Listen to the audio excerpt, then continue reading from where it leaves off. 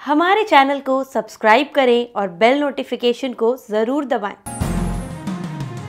ज्योतिष रतन केंद्र चैनल पर हमारे आप सभी प्रिय दर्शक गणों का बहुत बहुत हार्दिक स्वागत और अभिनंदन।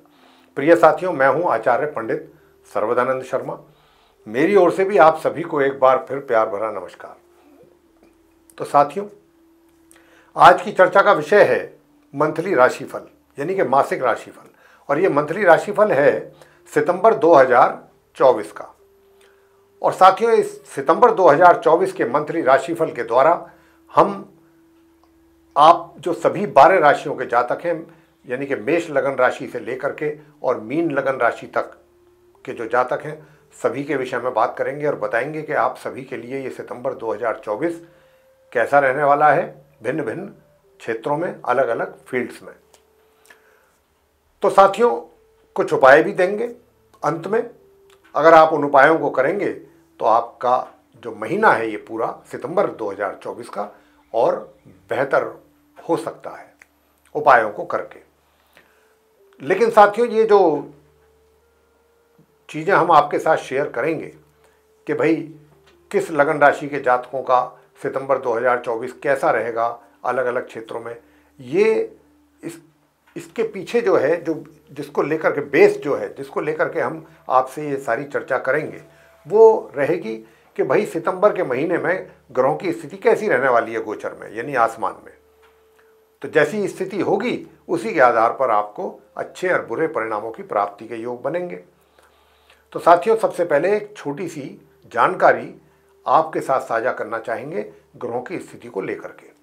और ये ठीक हमारे पीछे स्क्रीन पर भी चार्ट डिस्प्ले हो रहा है, जिसमें ग्रहों की स्थिति को काफ़ी स्पष्ट रूप से दर्शाया गया है, कौन सा ग्रह किस राशि में, किस ग्रह के साथ किस भाव में बैठा हुआ है। लेकिन कुछ ग्रह अपना राशि परिवर्तन करेंगे इस माह। तो ये सारी जानकारी बहुत संक्षेप में आपको देने जा रहे हैं। इसके पश्चात आरंभ करेंगे आपका अपना मंथली राशिफल, जो कि सितंबर 2024 का है। तो सबसे पहले चर्चा करेंगे जो हमारे मेष लगन राशि के जातक हैं, यानी कि जिनका एरीज असेंडेंट बनता है। तो सबसे पहले साथियों बात करेंगे कि देखिए, जो आपका ये चार्ट है मेष लगन राशि के जातकों का, इसमें जो 5 नंबर जहाँ पर लिखा हुआ है, ये 5th हाउस है और सिंह राशि है। और यहाँ पर सूर्य और बुध आप बैठे हुए देख रहे हैं।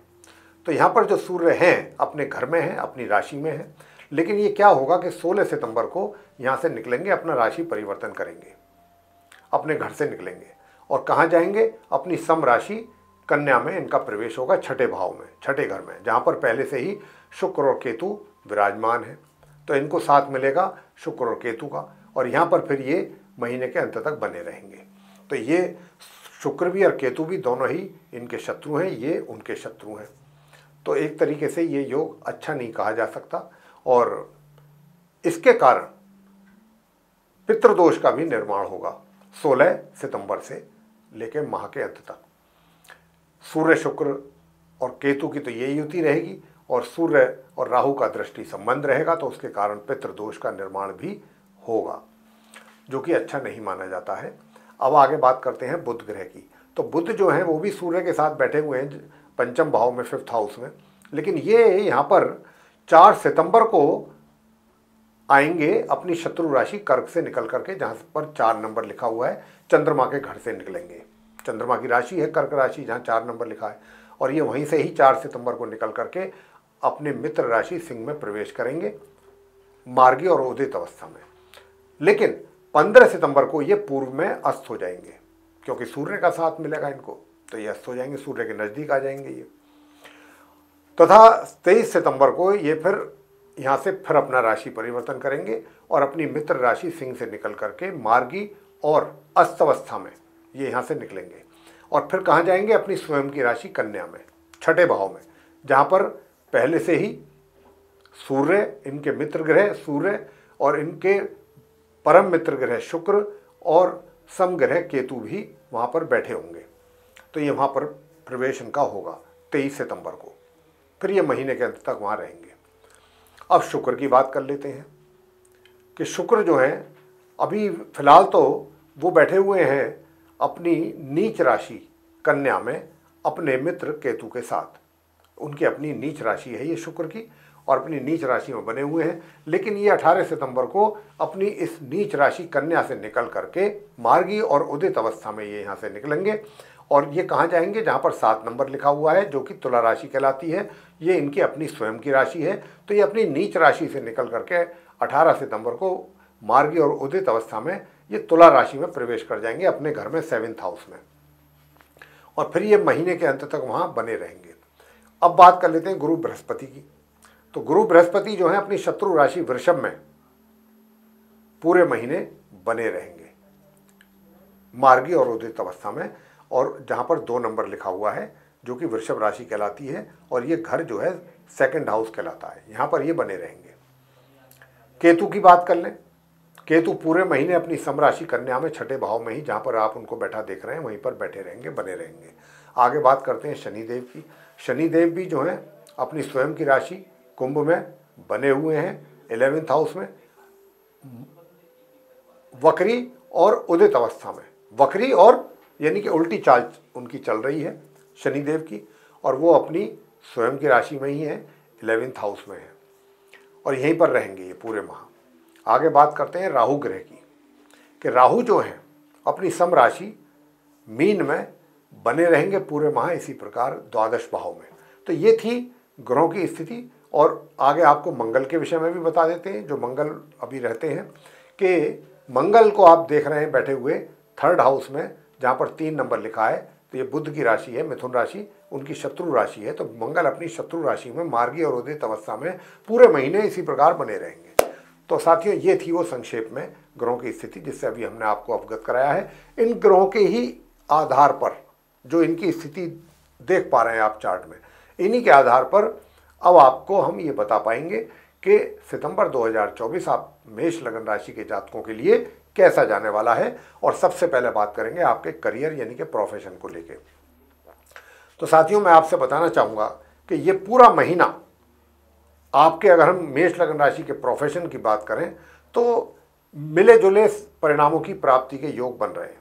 मिले जुले में क्या होता है, कई परिणाम ऐसे हो जाते हैं कि जो अपनी इच्छा के अनुरूप प्राप्त नहीं होते, यानी कि एक तरीके से नेगेटिव रिजल्ट्स हो गए, और कुछ परिणाम ऐसे होते हैं कि जो हम चाहते हैं हमारे अनुसार हमको उनकी प्राप्ति हो जाती है। तो इसी को ही कहते हैं मिले जुले परिणाम। कुछ आपके अपने फेवर के होंगे, कुछ आपके नहीं होंगे फेवर के। तो इस प्रकार की स्थिति जो है आपकी पूरे महीने अपने करियर में रहने वाली है। और पर ये तो मैंने रिजल्ट्स की बात की, वैसे भी पूरा महीना आपका एक तरीके से ऐसा ही निकलने वाला है अपने वर्क प्लेस को लेकर के। अगर हम बात करें मिले जुले परिणामों की प्राप्ति को लेकर के ही आपका पूरा महीना निकलेगा। ना कोई ज़्यादा विशेष परेशानी होगी और ना ही कोई विशेष कोई बहुत अच्छे परिणाम प्राप्त होंगे। बस मिले जुले परिणाम प्राप्त होते रहेंगे और आपका कार्य चलता रहेगा। बात कर लेते हैं आपकी आय की और आपके सुख सुविधाओं की। तो साथियों, इनकम की भी अगर बात करें तो इनकम में एक तरीके से थोड़ा सा या तो रुकावट या थोड़ी कमी के संकेत बन रहे हैं मेरे प्रिय साथियों। लेकिन इतना भी है कि इतनी भी कमी नहीं है कि बिल्कुल आपके हाथ में पैसा आएगा ही नहीं, ऐसी भी स्थिति नहीं है। थोड़ा सा डिले हो सकता है, थोड़ा सा देरी से आ सकता है या थोड़ा कम मात्रा में आ सकता है, लेकिन आता तो रहेगा थोड़ा बहुत ज़रूर, ऐसी बात नहीं है। लेकिन जितनी मात्रा में आना चाहिए उसमें कमी की बात हम कर रहे हैं। इसी प्रकार से मित्रों का भी पूरा भरपूर सहयोग आपको प्राप्त नहीं हो पाएगा साथियों। जहाँ तक सुख सुविधाओं का प्रश्न आता है तो सुख सुविधाएं भी बहुत ज़्यादा उनका लाभ आप इस महीने नहीं ले पाएंगे। बात कर लेते हैं दूर दराज की यात्राओं की। अगर आप दूर दराज की यात्रा करते हैं तो उससे आपको अच्छा लाभ प्राप्त हो सकता है। अब आगे बात करेंगे मेरे प्रिय साथियों प्रेम संबंधों की, कि भाई प्रेम संबंध आपके कैसे रहेंगे। तो मेरे प्रिय साथियों, प्रेम संबंध जो है, प्रेम संबंध तो महीने की 1 तारीख से ही सितंबर की लेकर के 16 सितंबर तक ये संबंध तो रहेंगे। लेकिन इन संबंधों में मैं आपको थोड़ा सा सावधान करना चाहूँगा कि यहाँ पर प्यार में तकरार काफ़ी ज़्यादा होती दिखती है। जो ये आपके बीच का प्यार है, इस प्यार में कुछ विवाद, कुछ उलझने, कुछ झगड़े या कुछ तनाव ये ज़्यादा रहता हुआ दिख रहा है। हालांकि एक चीज़ बहुत अच्छी है जो मैं देख पा रहा हूँ, और वो ये है कि और ये स्थिति जो ज़्यादा रहेगी ये रहेगी 16 सितंबर तक। 16 सितंबर के बाद चीज़ें, तनाव तो कम नहीं होगा, लेकिन जो रोज़मर्रा की जो बात कहा सुनी वाली बात है उसमें काफ़ी कमी आ जाएगी। तो कोई बहुत अच्छे या बहुत एनकरेजिंग रिजल्ट्स आपको आपके लव अफेयर में मिले इस महीने, उसमें भी थोड़ा कमी लग रही है। प्रिय साथियों, आगे बात करते हैं कि भाई जो आपका वैवाहिक जीवन है वो कैसा रहेगा। तो साथियों, वैवाहिक जीवन बता दें कि 1 तारीख से लेकर और 18 सितंबर के बीच तो आपका जो जीवन साथी है उसका स्वास्थ्य में कमी देखी जा सकती है, देखने को मिल सकती है। और दूसरी ओर 18 सितंबर तक ही आपके अपने जीवन साथी के साथ वैवाहिक सुखों में भी कुछ समस्या पैदा हो सकती है। लेकिन 18 सितंबर के बाद से लेके और महीने के अंत तक आप पूरा वैवाहिक सुखों का आनंद लेने वाले हैं, ये मैं आपसे बताना चाहता हूँ। तो साथियों, अब बात कर लेते हैं स्टूडेंट्स की। तो स्टूडेंट्स जो हैं वो जो सामान्य एजुकेशन ले रहे हैं, अपनी पढ़ाई में आने वाली परेशानियों और दिक्कतों के बावजूद भी 1 तारीख से लेके और 16 तारीख तक का जो समय होगा उसके दरमियान आप बहुत अच्छे परिणाम प्राप्त करेंगे। और कुछ एक्स्ट्रा हो सकता है कि कोई आपको उसके लिए अपने पढ़ाई के लिए या अपने जो बेहतर परिणाम आपको प्राप्त होंगे उनके लिए कोई आपको एप्रिसिएशन लेटर या कोई आपको सर्टिफिकेट अलग से कोई मिल जाए, तो इसमें भी कोई ताज्जुब की बात नहीं होगी। अगर मैं शिक्षा की बात कर रहा हूँ स्टूडेंट्स की, हाँ, हायर स्टडीज़ करने वाले स्टूडेंट्सों को थोड़ा मेहनत अधिक करेंगे, तब जाके जितनी मेहनत करेंगे उसके अनुसार परिणाम प्राप्त नहीं होंगे, उसमें कुछ कमी रहेगी। अब बात करते हैं पारिवारिक संबंधों की कि पारिवारिक संबंध आपके कैसे रहेंगे। तो मैं प्रिय साथियों बताना चाहूँगा कि देखिए, पारिवारिक उलझनें तो रहेंगी, मतभेद भी रहेंगे, लेकिन इन सब चीज़ों के होने के बावजूद भी थोड़ी गाड़ी आपकी चलती रहेगी। मतलब मतभेद भी रहेंगे, मनभेद भी रहेंगे, और उसके बावजूद भी चीज़ें आप मिलजुल के करते रहेंगे। ऐसी आपकी स्थिति इस महीने रहने वाली है। और घर के जो बड़े बुजुर्ग हैं उनको नाराज़ ना करें तो ज़्यादा अच्छा है। उनकी नाराज़गी का सामना करने की संभावना काफ़ी बनी हुई है, तो इस बात का ज़रा थोड़ा ध्यान रखिएगा प्रिय साथियों। जहाँ तक आपके स्वास्थ्य का प्रश्न है, तो पहले इस महीने के 18 दिन आपको अपने स्वास्थ्य का ध्यान रखना है। स्वास्थ्य का ध्यान तो पूरे महीने ही रखना होगा साथियों, लेकिन विशेष रूप से 18 सितंबर तक ज़्यादा ध्यान रखिएगा। उपाय आप क्या करें, तो मैं आपको बता दूं, 1 तारीख से लेकर के अगर आप चाहते हैं कि आपका स्वास्थ्य भी अच्छा रहे, आपके वैवाहिक सुख भी आपको प्राप्त होते रहें, धन की स्थिति भी बेहतर बनी रहे, तो आप गाय को रोटी पर सफ़ेद मिठाई या सफ़ेद चीनी रख करके और देसी घी रख करके नियमित रूप से अपने भोजन करने से पहले खिलाएं 18 सितंबर तक।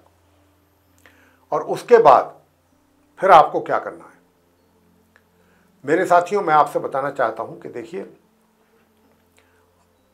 महामध्य के उपरांत, यानी कि महामध्य से लेके और माह के अंत के बीच का जो समय है, उसमें जो आपके कोई अगर कोर्ट कचहरी से संबंधित कोई मसले हैं तो वो भी सुलझ सकते हैं। उनको भी कुछ अगर आप प्रयास करेंगे तो वो आपके फेवर में रिजल्ट्स आ सकते हैं। और मैं तो आपसे इतना ही कहूँगा कि देखिए, ये तो आप करें ही करें, सूर्य देव को भी जल जरूर देते रहें पूरे महीने, और राहु के मंत्रों का जाप करें नित्य प्रतिदिन, ओम राम राहवे नमः, ये जरूर करें। और 16 तारीख से लेके और माह के अंत तक जो है ओम केम केतवे नमः का भी जाप करें। ये आप उपाय आपको करने हैं प्रिय साथियों। अगर आप ये उपाय करेंगे तो नियमित रूप मैं आपसे कह सकता हूँ कि आपका ये जो महीना है सितंबर 2024 का, सभी क्षेत्रों में आपको अच्छे परिणाम देके जाएगा। तो साथियों, आगे बात करते हैं कि जो हमने आपको अभी मेष लगन राशि के विषय में जानकारी दी है कि सितंबर 2024 आपको कैसा लगा। प्रिय साथियों, अगर आपको ये जानकारी पसंद आई है, अच्छी लगी है ये चर्चा, तो इस वीडियो को लाइक ज़रूर करें और बाकी दूसरे लोगों में भी इसको शेयर करें और चैनल को भी सब्सक्राइब करना ना भूलें। और यदि आप ऐसा चाहते हैं कि आने वाले दिनों में जो भी वीडियोस हमारे बनेंगे वे सभी वीडियोस समय रहते विद नोटिफिकेशंस आप तक पहुंच जाएं और आप उन सभी वीडियोस का लाभ ले सकें, तो साथियों फिर आप बेल आइकन को जरूर दबाएं। तो मेरे प्रिय साथियों,